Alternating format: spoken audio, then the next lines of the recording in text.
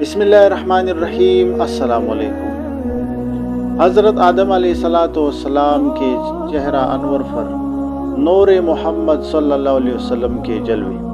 اللہ تبارک و تعالی نے نور محمد صلی اللہ علیہ وآلہ وسلم کو سیدنا آدم علیہ السلام کے پیشانے میں ظاہر فرما دیا، جس سے تخلیق آدم علیہ السلام کا مقصد پورا ہو گیا۔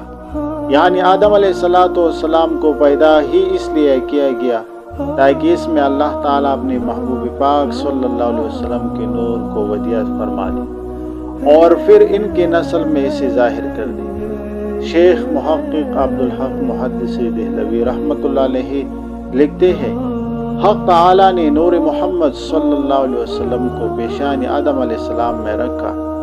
ایک روایت میں ہے کہ ان کی پشت میں رکھا جو ان کے پیشانی میں چمکتا تھا، پھر اعضاء میں سریت کی، اور حق تعالیٰ نے اس نور کے برکت سے آدم علیہ السلام کو تمام مخلوقات کے اسماء تعلیم فرمائی۔ صلو علیہ صلاۃ و سلام علی سیدنا محمد و آلہ و اصحابہ اجمعین۔